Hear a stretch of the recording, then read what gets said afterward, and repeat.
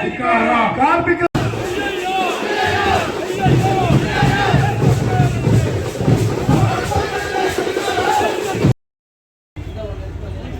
BJP ಎನ್ನುವ NDA ಸರ್ಕಾರದ ಮೋದಿಯವರ ಒಂದು ಚೇಷ್ಟೆಗಳನ್ನ ದುರಾಡಳಿತ ವಿರುದ್ಧ ಸಿದ್ದರಾಮಣ್ಣ ಪರವಾಗಿ ನಾವೆಲ್ಲ ಇದ್ದೇವೆ ಅಂತ ಹೇಳುವಂತಹ ಈ ಒಂದು ಸಮಾವೇಶದಲ್ಲಿ ಕೇವಲ ದೂರವಾಣಿಗಾಗಿ ಬಂದಿರತಕ್ಕಂಥ ಗೌರವಾನ್ವಿತ ಕಾಂಗ್ರೆಸ್ನ ಸಾವಿರಾರು ಕಾಂಗ್ರೆಸ್ನ ಮುಖಂಡರುಗಳೇ, ಯಾಕಂದ್ರೆ ಎಲ್ಲ ಕೈ ಜೋಡಿಸಿದ್ದೀರಿ, ಎಲ್ಲರ ಹೇಳಕ್ ಹೋಗೋದಿಲ್ಲ. ಎಲ್ಲ ಸಿಪಿ ಯೋಗೇಶ್ವರ ಅವಧಿಯಲ್ಲಿ 100 ಕೋಟಿ, ಕೋಟಾ ಶ್ರೀನಿವಾಸ್ ಪೂಜಾರಿ ಅವರ ಅವಧಿಯಲ್ಲಿ, ಅಂಬೇಡ್ಕರ್ ಯೋಜನೆಯಲ್ಲಿ, ಬಡವರಿಗೆ ಸೇರಬೇಕಾಗಿರ್ತಕ್ಕಂಥ ಗಜಾಕರಣ ಯೋಜನೆಯಲ್ಲಿ ಸುಮಾರು 430 ಕೋಟಿ ಹಗರಣ ಮಾಡಿದ್ದಾರೆ. ಭೂಮಿ ನಿಗಮದಲ್ಲಿ ಸುಮಾರು 50 ಕೋಟಿ ರೂಪಾಯಿ ಹಗರಣ ಮಾಡಿದ್ದಾರೆ. ಇವತ್ತು ಬಿಜೆಪಿ ಸರ್ಕಾರ ಹಿಂದೆ ಹೇಳಿತ್ತು, ಯಡಿಯೂರಪ್ಪ, ಎಸ್ಆರ್, ನಮ್ಮ ಬಸವರಾಜ ಬೊಮ್ಮಾಯಿ ಇವರ ಕಾಲದಲ್ಲಿ ಈ ರಾಜ್ಯವನ್ನು ಲೂಟಿ ಮಾಡಿದವರು ಬಿಜೆಪಿ. ಇವತ್ತು ಜನ ಅವರ ದುರಾಡಳಿತಕ್ಕೆ ಚೀಮಾರಿ ಹಾಕಿ ಸಿದ್ದರಾಮಣ್ಣ ಅವರ, ಡಿ.ಕೆ. ಶಿವಕುಮಾರ್ ಅವರ ನೇತೃತ್ವದ ಸರ್ಕಾರಕ್ಕೆ 136 ಕೊಡುವ ಮುಖಾಂತರ ಬೃಹತ್ ಬೆಂಬಲವನ್ನು ಕೊಟ್ಟಿದ್ದಾರೆ. ಇನ್ನೇ ನೋಡಿ, ಈ ರಾಜ್ಯದಲ್ಲಿ ಕಾಂಗ್ರೆಸ್ ಹೊರತುಪಡಿಸಿದರೆ ಯಾವುದೇ ಪಕ್ಷ ಕೂಡ ಬಹುಮತ ಇರಲಿಲ್ಲ.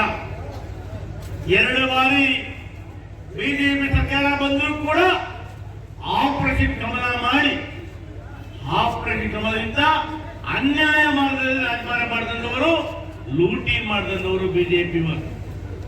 ಇವತ್ತು ನೋಡಿ, ಐಎಎಸ್ ಎಕ್ಸಾಮ್ ಅಲ್ಲಿ ಸ್ಕ್ಯಾಮ್ ಮಾಡಿ ಮೋದಿ ಅವರು ಇವತ್ತು 106 ಕೋಟಿ ಲೂಟಿ ಮಾಡಿದ್ದಾರೆ. ಮೋದಿ ಕಾಲದಲ್ಲಿರ್ತಕ್ಕಂಥ ಏನೇನು ಗುಜರಾತ್ ಡ್ಯಾಮ್ ಕಟ್ಟಿದ್ರು ಎಲ್ಲ ಮುಗಿದು, ಅಷ್ಟು ಬೇಡ, ಜೈ ಶ್ರೀರಾಮ್ ಅಂತೇಳಿ ಬಂಗಾರ ಕಟ್ಟಿದ್ರು.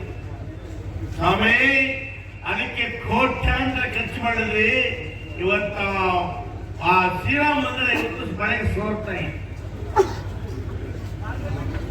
ಆಮೇಲೆ ನಾವು 80 ವರ್ಷಗಳಿರ್ತಕ್ಕಂಥ ಪಾರ್ಲಿಮೆಂಟ್ ಇವತ್ತು ಗಟ್ಟಿಯಾಗಿದೆ.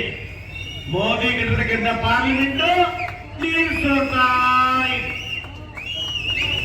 ಇದು ಸ್ವಾಮಿ ದುರಾಡಳಿತ.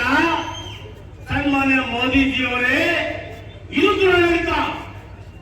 ಹಾಗೆಂದ್ರೆ ನಿಮಗೆ ಮೀಡಿಯಾ ಸಾಥ್ ಕೊಡ್ತಾ ಇದೆ. ನೀವು ಮಾಡೋ ಭ್ರಷ್ಟಾಚಾರ ಗೂಢಾಗಿರೋದ್ರಲ್ಲಿ ಇಬ್ಬರು ಪಾದಯಾತ್ರೆ ಮಾಡ್ತಾ ಇದ್ದಾರಲ್ಲ, ಯಾವ ಪುರುಷಾರ್ಥಕ್ಕೆ ಪಾದಯಾತ್ರೆ? ನೀವು ಪಾದಯಾತ್ರೆ ಮಾಡೋದ್ರಿಂದ ನಿಮ್ಮಪ್ಪ ಮುಖ್ಯಮಂತ್ರಿ ಆಗಿದ್ದಾಗ ಯಾರನ್ನ ವಿಜಯನ ಸೈನು, ಸುಳ್ಳು ಪೈಲ್ ಸೈನು ನೀನು ಹಗರಣ ಮಾಡಿ, ವಿಜಯೇಂದ್ರನ ನಿನ್ನ ಹಗರಣದಿಂದ ತಗೊಂಡೋಗಿ ಸ್ವಿಸ್ ಬ್ಯಾಂಕ್ ಹಣ ಇಟ್ಟು ಆ ಹಣದಿಂದ ನಿಮ್ಮ ಅಪ್ಪನ ಮಸಿ ಕೊಡೋದು, ಇವತ್ತು ರಾಜೀನಾಮೆ ಕೊಡೋದು ಕೆಲಸವನ್ನು ಮಾಡಿದ್ದು ಇದೇ ವಿಜಯೇಂದ್ರಣ್ಣ ಅಲ್ವಾ? ಇವತ್ತು ಹೇಳ್ತಾ ಇದ್ದಾರೆ, ನಿಮ್ಮದೇ ಪಾದ್ಯ ಕೇಂದ್ರದ